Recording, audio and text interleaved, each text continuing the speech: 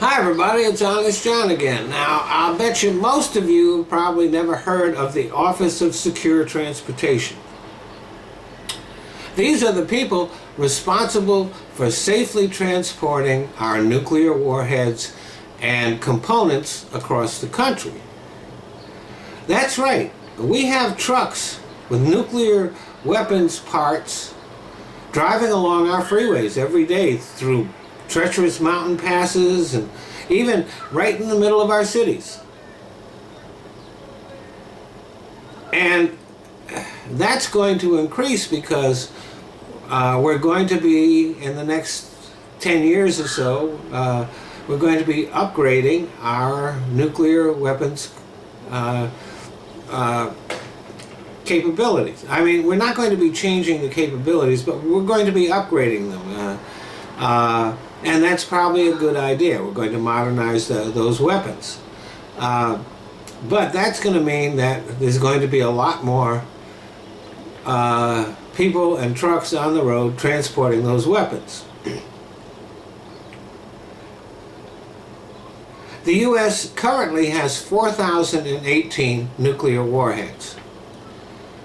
About 450 of them are in silos located in Wyoming, Colorado, Nebraska, and North Dakota. About 1,000 of them are on submarines. Hundreds more are with the U.S. Strategic Bomber Fleet. That's located in Louisiana, North Dakota, and Missouri.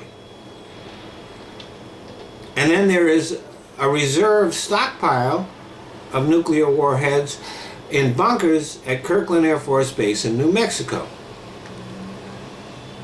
Now, these warheads need to be maintained and inspected periodically. But the inspectors don't go to the warheads. The warheads go to the inspectors. So first they are picked up and taken to Amarillo, Texas. There's a plant, it's called the Pontex plant there, and that's where they're disassembled.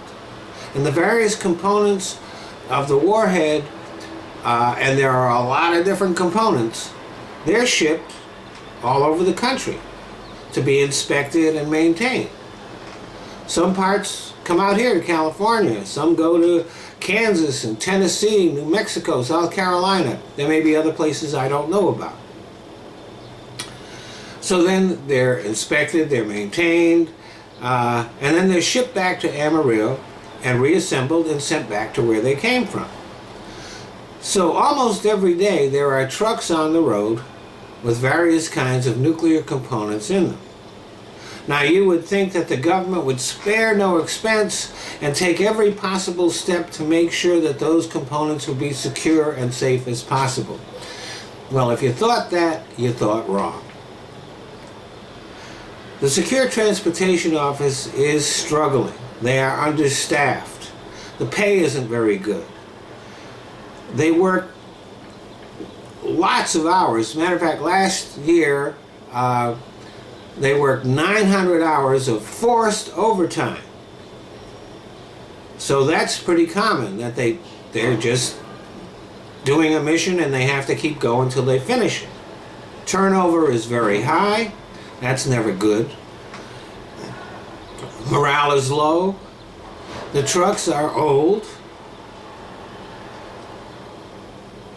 And morale is just shot there. The agency is allowed a staffing level of 370 agents, which is really not enough to do the job they do. But they don't even have that many. They're about 48 less than that. So the workload is heavy and the stress is high. These are good people trying to do a stressful job. They're having problems. It's not because they're bad people. It's because they've been given an impossible task and not the resources to do it. So, as you would expect, an inquiry by the department's Inspector General found that there are growing problems with alcohol abuse. Matter of fact, the agency's top executive was charged with drunk driving in 2009. In 2014, The commander of their complex in Tennessee threatened to kill one of the employees there. And there are other incidents involving alcohol and other things, mental problems, that are growing. See, after the fall of the Soviet Union, the agency's budget was slashed. Hey, we don't need to do so much anymore because we're all going to be friends again. Unfortunately, that doesn't look like that's going to continue. But their budget was cut, and the cuts have continued. Matter of fact, in both 2011 and 2012, they had to cancel weapons and tactics trainings because they didn't have the money to do them. You see, those components, they don't just go on the road. They're in special trucks, and those trucks, even though they're old and need to be replaced, they have some pretty fancy high-tech stuff to make sure to protect the arsenal. But and they're usually accompanied by people who are vets, you know, especially former special forces people whose job it is to defend the weapons. Well, in 2011, 2012, they couldn't train because there wasn't the money to do that. So think about this. The most dangerous weapons in the world have an antiquated supply chain which is way too complicated and fraught with risk, with old trucks and demoralized personnel who are not receiving the training they need.